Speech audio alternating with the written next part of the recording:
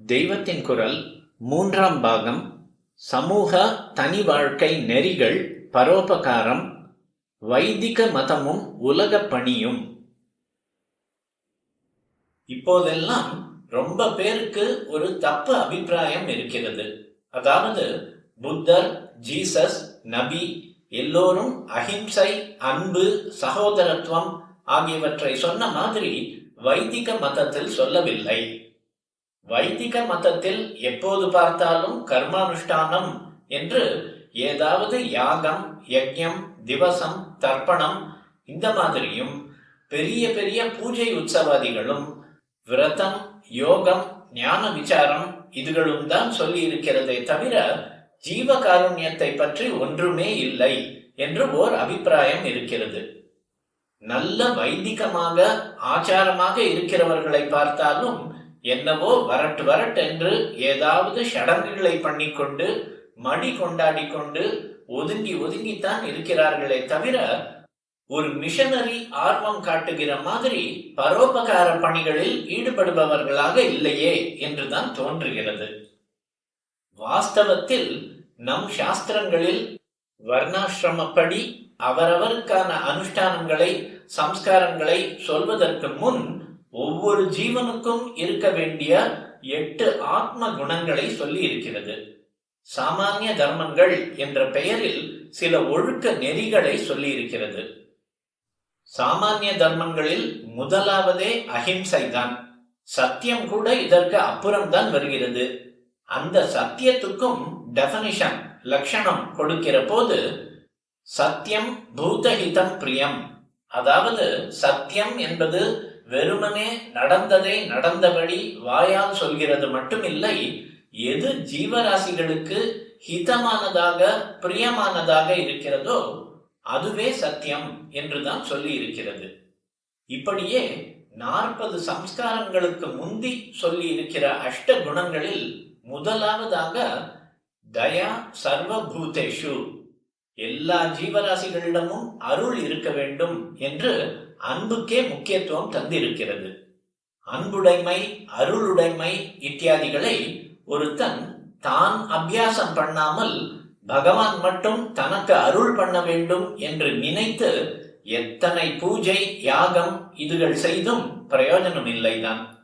இவனுக்கு தன் மாதிரி இருக்கப்பட்ட மற்றவர்களிடம் ஒரு தயை, தாட்சண்யம், ஈவு, இரக்கம் இவை இல்லாவிட்டால் தன்னிடம் மட்டும் பகவான் தயை காட்ட வேண்டும் என்று கேட்க வாய் ஏது? முன்னாலேயே நான் சொன்ன மாதிரி பரோபகாரம், ஆத்மாபிவிருத்திக்கான சம்ஸ்காரங்கள், பூஜை முதலான சாதனங்கள் எல்லாம் கலந்து ஒன்றையொன்று இட்டு நிரப்பிக்கொண்டு காம்ப்ளிமெண்டரி, பரஸ்பரம் ஒன்றால் ஒன்று பரிசுத்தமாக்கப்பட்டுத்தான் அனுஷ்டிக்கப்பட வேண்டும்.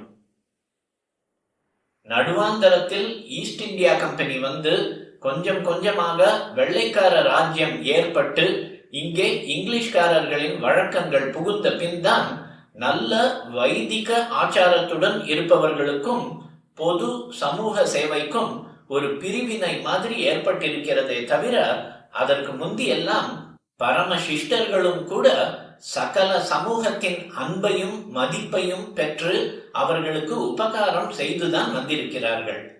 அப்பைய தீட்சிதர், கோவிந்த தீட்சிதர், திருவிசநல்லூர் ஐயாவாள் மாதிரியான பெரியவர்களின் வாழ்க்கையை பார்த்தால் அவர்கள் சேரி ஜனங்கள் உள்பட எல்லாருக்கும் உபகாரம் பண்ணி கொண்டிருந்தார்கள் என்று தெரிகிறது. லோகக்ஷேமார்த்தம் தொழில்களை பாரம்பரியமாக பங்கீடு பண்ணிக்கொண்டு அந்தந்த தொழிலை பொறுத்து அனுஷ்டானங்களும் ஆச்சாரங்களும் ஏற்படுவதால் இவற்றில் குளறுபடி உண்டாகி லோகக்ஷேமம் கெட்டு போகக்கூடாது என்பதற்காகவே பிரிந்து வாழ்ந்தாலும் கூட பரோபகாரத்துக்கு அப்போது குறைச்சலே இருக்கவில்லை. இப்போது சோஷியல் சர்வீஸ் என்று பேச்சில் ரொம்பவும் அடிபட்டு நியூஸ் பேப்பரில் போட்டோக்கள் போடுவது போல் அப்போது செய்யாவிட்டாலும் வாஸ்தவமான சமூக சேவை அப்போது ஸ்வபாவமாகவே செய்யப்பட்டு வந்தது. வெள்ளைக்காரர்களோடு டவுன் லைஃப், நகர வாழ்க்கை என்று ஒன்று வந்து நம் ஆச்சாரங்களுக்கெல்லாமே ஹானியாக எல்லாரையும் போட்டு பல பட்டையாக குழப்புகிற நிலைமை ஏற்பட்ட பின் ரொம்ப ஆச்சாரசீலர்கள் இந்த படையெடுப்புக்கு பயந்து சமூகத்திலிருந்தே ஒதுங்கி போன மாதிரி விலக வேண்டி வந்தது. அதனால்தான் சாஸ்திரோக்தமாக இருக்கிறவர்களுக்கு பொது தொண்டு மனப்பான்மை இல்லாத மாதிரி ஏற்பட்டு விட்டது. ரொம்பவும் கலந்து போகவும் கூடாது, ஒரே அடியாக பிரிந்தும் இருக்கக்கூடாது. அவரவரின் ஸ்வதர்மப்படியான காரியத்தில் பிரிந்திருக்க வேண்டும். ஆனால் மனசிலே ஒன்று சேர்ந்து அனைவரும் அறங்குடி மக்களாக ஐக்கியப்பட்டு இருக்க வேண்டும் என்ற உத்கிருஷ்டமான ஏற்பாடு இதற்கப்புறம் வீணாய் போக ஆரம்பித்து விட்டது. ஒரு பக்கம் சீர்திருத்தக்காரர்கள் ஆச்சார அனுஷ்டானங்களையே கண்டனம் செய்தார்கள் என்றால், இன்னொரு பக்கம் ஆச்சாரக்காரர்களும் இந்த சமத்துவம் என்கிற குழப்படிக்கு பயந்து ஒதுங்கி ஒதுங்கி தனியாக போனதால் அவர்களுக்கு பொதுவான சமூக உணர்ச்சியே குறைந்து பொது தொண்டிலிருந்து விலகி விலகி போக ஆரம்பித்து விட்டார்கள்.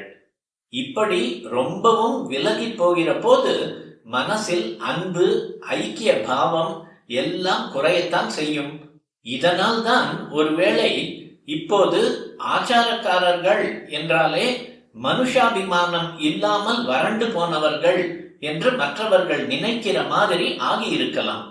ஆனால் நம் சனாதன தர்மத்தை உள்ளபடி பின்பற்றுவதானால் அதற்கு சம்ஸ்காரங்கள் எத்தனை அவசியமோ அத்தனை அவசியம் ஆத்மகுண அபிவிருத்தியும். அப்படிப்பட்ட குணங்களில் முதலில் அருளுடைமையைத்தான் சொல்லியிருக்கிறது. யாக யஜ்ஞாதிகள் யதேஷ்டமாக செய்த ரந்தி தேவனை விட இதற்கு வேறு உதாரணம் வேண்டாம். அவன் கதை கொஞ்சம் சொல்கிறேன்.